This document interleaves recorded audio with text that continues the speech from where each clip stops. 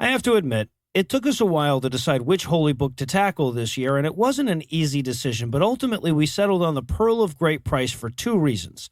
First and foremost, it was the shortest. Like, we were looking at like 8 things, and it was half as long as the other 7, but also, and most importantly, almost as importantly, it's the one that had the Book of Abraham in it, and that's what we get to break down today. Book of Abraham. Woo. Things that are short. Ooh. Yeah, right. Yeah, exactly. This book, Eli's Penis, he's a big fan. And joining us for this delightful dive into Joseph Smith's derangement and Eli's penis size is my lovely wife, Lucinda. Lucinda, welcome back. Look, we're half an hour from me never having to think about this stupid thing again. Let's not slow down with the salutations, okay? Okay. All right. Check. All right. So I heard magnums are the same size as pretty much as the other ones. That's what I learned the other day. Okay. So that whole rumor might just be. All right. Just So buying them. now that we have a throw to the patrons only, we can go on. Okay, so before we dive into the details, we should talk about what this book is. The story of how it came to be is far more interesting than the book itself, and not just because the ingredients on the shampoo bottle would also be more interesting than the book itself. So, That's what we had to read before cell phones, millennials. That's how hard we had it. right? Did you guys jerk off to the back of shampoo bottles too? I Not thought it was alone. No. Okay. So maybe go to a camp? here's the backstory.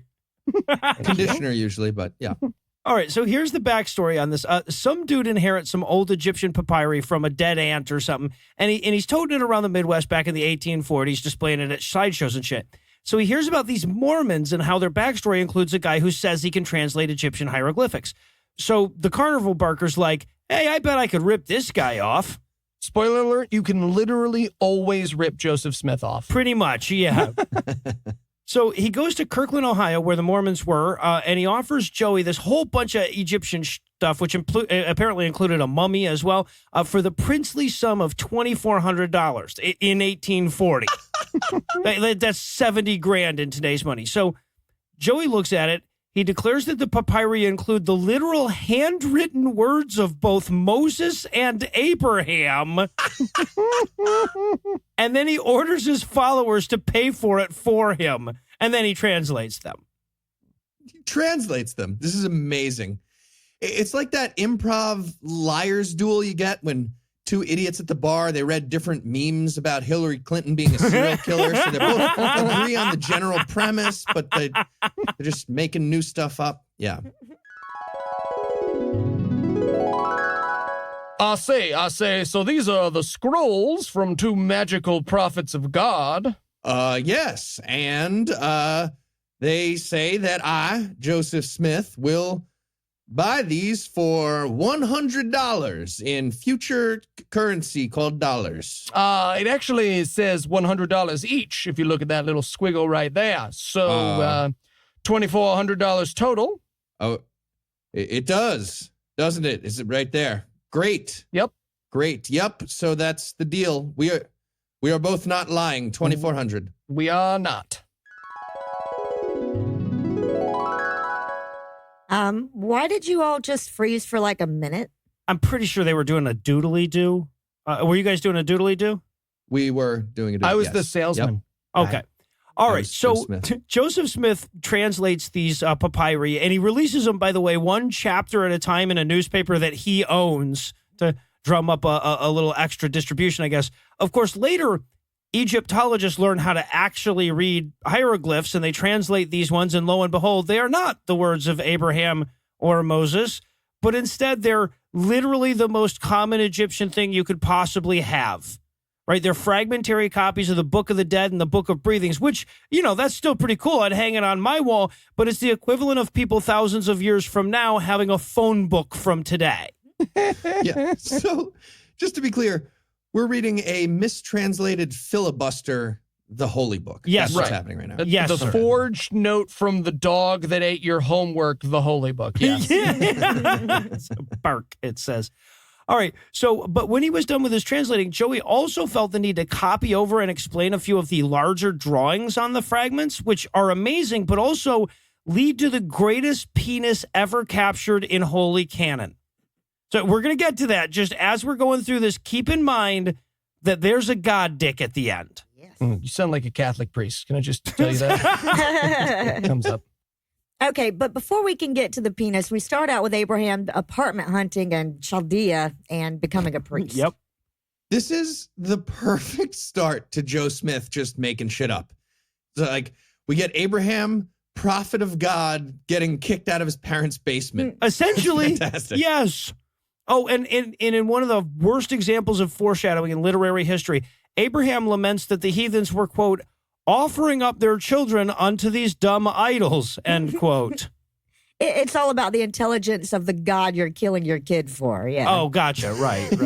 That's what it is. He's about to stab his son Isaac.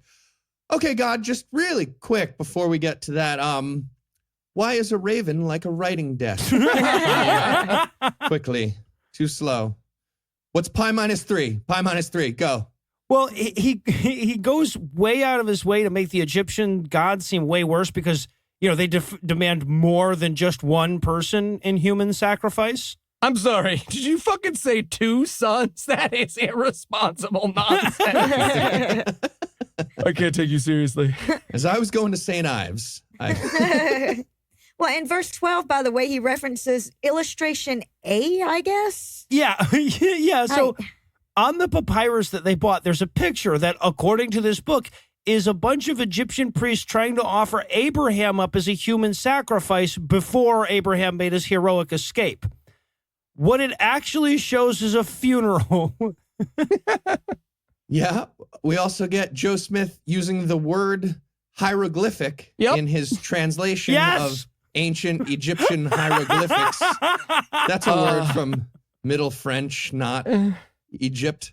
And this one says the book that you're reading now. This book now. So, yeah, but at the last second, right before the evil Egyptians could kill Abraham, God sent an angel with a lockpick to set him free. Right, and then God introduces himself to Abe formally. Right? Like with all the title, like for 4 paragraphs. Right. Yeah, like Daenerys Targaryen. Yes. I love that the God of the universe introduces himself by name. He's so awkward. It's the best. Abraham screams for help because he's about to get stabbed. And God's like, hello, how are you today? Is this gentleman stabbing you? Oh, wait, sorry. I'm so rude. My name is Jehovah, the God. Yes. The God of the universe. Let's all go around the room before we Abraham, get to I the stabbing presume. thing. Share our pronouns. He also tells us that the Egyptians are secretly black or something. Verse 22, he says that the Egyptians preserve the blood of the Canaanites in the land. So 1840s dog whistle, I'm guessing. It's the Dennis Hopper speech from True Romance with Walken, but for no reason. Yes. Like just to be racist. That's the only thing accomplished here. Abraham's like, one other thing, just for the record, if you're an Arab, way back when, your great grandma and all her friends were fucking black dudes. Just so you know. So you're an eggplant. That's you're Baba Ganoush. Yeah. Okay. Heath, did you even listen to Abraham's episode of the Sam Harris podcast? Because he made some great points. And if you're not going to listen, you can't criticize. That's all I'm saying. Well, I'm not going to listen. We also learn how Egypt came to be. It was founded by the daughter of Egyptus. Egyptus. He was going to give us a proper noun, but Egyptus. Then Abraham promises to fill us in on everything between creation and Egypt's founding. And if we don't believe him, he'd like to remind us that he did predict a famine once, and then there was a famine. So you can trust him. Yeah. So after promising us an exhaustive record of creation, he instead focuses in on a very long and uncomfortable walk he took when he moved out of Ur. Yeah, it's like he's trying to convince us that Abe's really Jewish or something. So they drop Abe's idolatrous dad off at a nursing home in Haran, and then Abe and his nephew Lot head to Canaan, I guess, on God's instructions. Right, and drop him off is a really nice way of putting it. Abraham says, so yeah, I took my wife, and I took Lot and his wife, and fucking my gross dad just followed us. That was a pain in the ass. So we ditched him in the middle of wherever. Pretty much. We named it. Abraham's on a date in middle school. His dad's in the same movie theater with him, making him sit in the back row. Don't look. Also, I love Joey goes for God brag in this one. He wants to go like, oh, I am the Alpha and the Omega, the bringer of rains, etc. But it's Joseph Smith. So God falls hilariously short. And by the end of it, God literally brags that he knows the beginning from the ending. He's smart. So anyway, God promises a great deal on a country for his generations. So him and Lot get moving. And Lot was like, hey, God, anything you want to tell me about? Anything that might be coming up for me in the story in terms of angel raping or getting raped by my own daughters? Anything with sexual assault? Pillars of salt? No? Great. Okay, so no consequences. So let's go ahead and start up the city of butt-fuckingville. I'm psyched. Great. Yeah, so they get to Canaan and God tells Abe, hey, it's all yours. But he doesn't mention that to the Canaanites, which seems to be a grave oversight. Just stay away from the fence. You'll be fine. Just stay away. It's pretty You're simple. good. Yeah. Well, then Abraham heads to Egypt, but not before God warns him that his wife's way too hot for Egypt. So he should probably pretend that she's his sister. Hey, Joe, should we make this weird incest roleplay part of the Bible better? Do you want to change that at all? Or Yeah, let's say God's into it. Oh, that's okay. That's better for you, I guess. Okay. Correct. It is okay. And then we stumble our way into the hardcore crazy here. And we know it right away because chapter 3 opens with Abe busting out the Urim and the Thummim. Yes. Yeah! Yes, they make their return fucking appearance. So quick reminder, those are the magical items that Joseph Smith would later use to translate the golden plates. They were cleverly disguised as an ordinary rock and I believe a broken pair of spectacles at the time. Only I, Abraham, prophet of God, saved up all my proofs of purchase from my Ovaltine jars and got the secret decoder ring. That's right. Drink more Jehovaltine. There you And it came to pass that God said, be sure to drink your Ovaltine. Yeah. And this is where Kolob, the planet where God lives, is introduced to Mormon canon. Yes. Finally, we get Kolob. And okay, so according to friend of the show and soup-scented American Bryce Blankenagel, Kolob may very well be an accidental translation of a word that means male prostitute in the context that he stole it from Deuteronomy. I'm not sure if he's right, but Bryce makes a pretty solid case that Kolob means male prostitute. Love it. Okay, so the correct translation was Abraham explaining how God is from a planet of male prostitutes. I think. Maybe we're supposed to be gay. Maybe Leviticus is saying, don't lie with a woman the way you fuck a male prostitute. Oh, that's a good point. I Yeah. feel like that's a better interpretation. Yeah, without a condom, of course. Because they can't get pregnant. Right. No, they can't. Yeah. All right. Well, and then I'm pretty sure Joey argues through Abraham, through God, that the moon is bigger than Earth, and that's why it spins slower. What the fuck? Yes. What is Science. amazing about this book is it's Joe trying to pull an L. Ron Hubbard, but he has to do it with old-timey science. Yes. So he's like, and then the aliens descended in their futuristic spaceship made of straw. Also, apparently God planets are set up like Inception. So like the higher you go, the longer time takes. Or the opposite. It's literally impossible to follow what the fuck he's trying to say in this chapter. I challenge anyone to do it. Yeah. All right, so imagine a bunch of male prostitutes on a big spinny ball. Already ahead of you. Got it. Picture that. I mean, spend some time picturing that. That's fun. And all right, now imagine if you're in charge of that, you're going to want to stack that on a series of balls that spin faster, right? You don't want Let's the go man back to horse picturing the getting- male prostitutes. Yeah. All right, picture them. Are they getting jostled with a slower or a fast? What would you guys do? Oh, man. Then Joey decides it's proper noun time. Oh, so no. we learn about Shaniah, which is a son. and Kokon, which is a star, not Kolob, Kokob, totally different place. Also, suns are different than stars. They are, yes, very clearly. Mhm. We also learn about the moon Olia, and we learn about Kakaobiam, Right. which is the firmament, a firmament, all this stuff. Again, aggressively unclear. No idea. I love that Joe Smith clearly spent just so much extra time just trying to name stuff and still failing. Yep. Just talking to his scribe, like, all right, what are some noises I haven't made yet? We're on K, right? Okay. Ko, ka, ki, cow, coo. Okay, nailed it. Outer space is called ko, ka, ki, cow, coo. Write that down.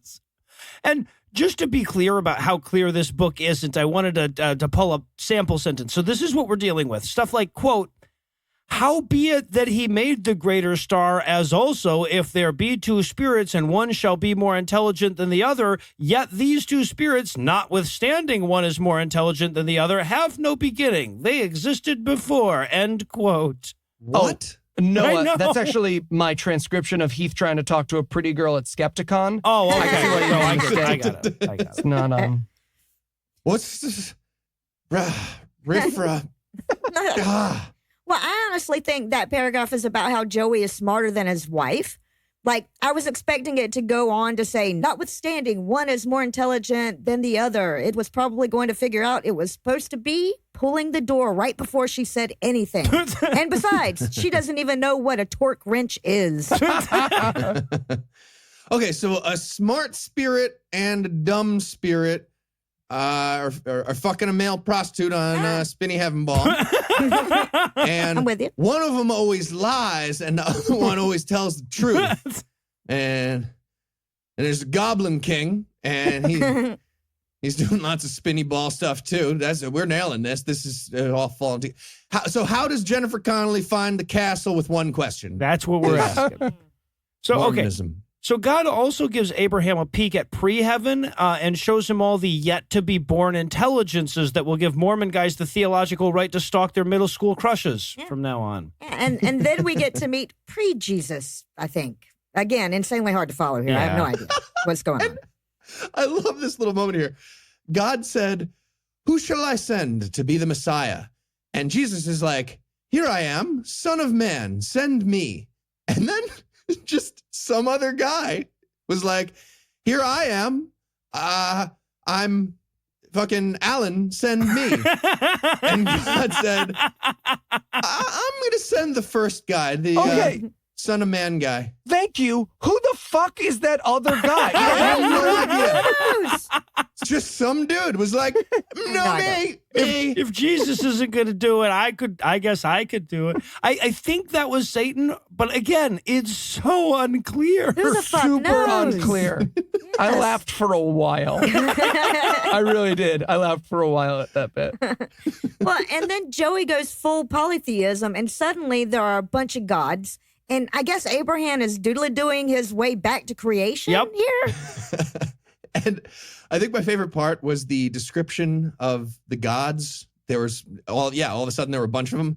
The gods, when they created light, apparently one of them said, "Let there be light."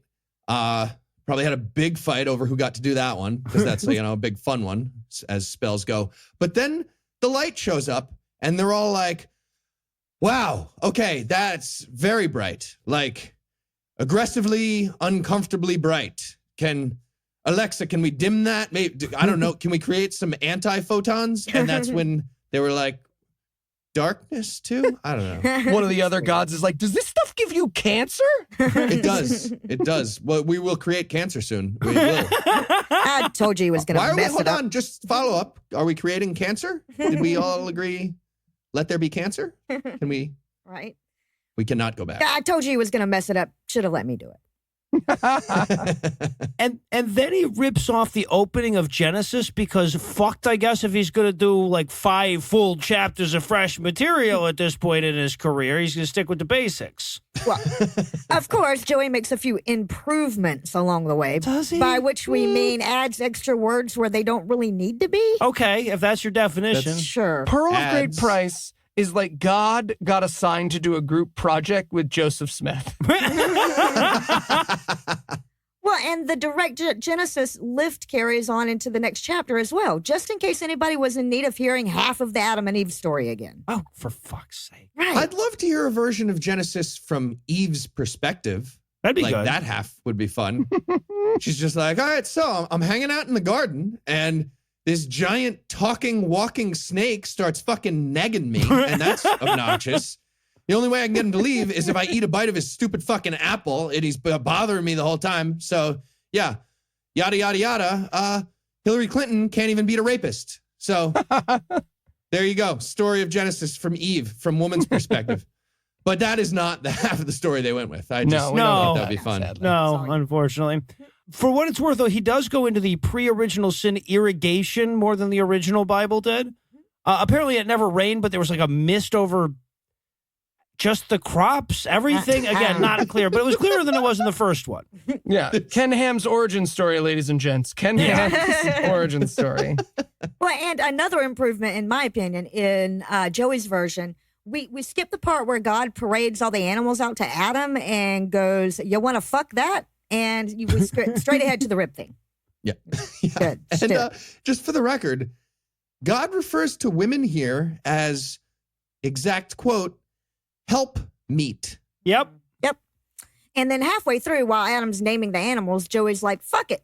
That's where the papyrus cuts off and just stops. Yes. He was already just plagiarizing, and he couldn't be bothered to finish the fucking story. No. I'm going to go for some brevity here in my plagiarism. Right. Need a break. I get it. Everyone else put up their citation needed essay on Thursday, and then it's already Sunday, and you downloaded that Grammarly thing, but all it does is tell you you're a bad writer. It doesn't, like, change things for you, so you just wrap it up. What I'm saying is I empathize with Joseph Smith. Oh, boy. You didn't download anything. No, you didn't. Yeah, but I went to the website, and it was like a Chrome attachment. I was like, yeah. What's that mean? All right. So, yeah, the book ends there, but Joey does give us all the pictures and his silly-ass interpretation of them as well. Now, they're hardly worth noting, except that this is where the canonized God penis snuck his way in. Finally. So, facsimile 2 is this big round seal with a whole bunch of shit going on, and inverted at the bottom, you see a dude that Joey calls a symbol of, quote, God sitting upon his throne, revealing through the heavens the grand key words of the priesthood, as also the sign of the Holy Ghost unto Abraham in the form of a dove, end quote. And I don't know about no dove, but the dude he's talking about is clearly sporting a fuck-ready erection. Yep. You guys don't get boners when you see a dove? Is that... I'm not saying that. That's not what I was saying. What's amazing is it's not like this is a photocopy, right? They had to draw that little penis on that guy to get it into the book. With no curvature, Yeah. which I thought was weird. So, yeah, this is apparently Min, the male god of fertility in Egyptian lore, but it is indeed his cock sprouting out of his cock region. That's what that is. That's confirmed by Egyptologists. So either the keywords of the priesthood are D's nuts or Joseph Smith is a fraud. All right, well, this is going to be fun next time we're in Salt Lake City. We walk into that giant golden temple in Temple Square. Just be like, hey, guys, so... we all fucked this dove on your throne over there. We can all start Monday as priests if you're ready for us. Your square ladies keep avoiding me. Tell them not to avoid me. All right, well, word of warning, this book really does peak at the God dick, so we're going to shelf it for a few weeks, but we're going to be back with more Pearl of Great Price soon. Be forewarned, it's all downhill from here. Fuck. Jehovaltine. No, I got it. I get what you're going. That's such a good one. It Thank is, you. actually. That's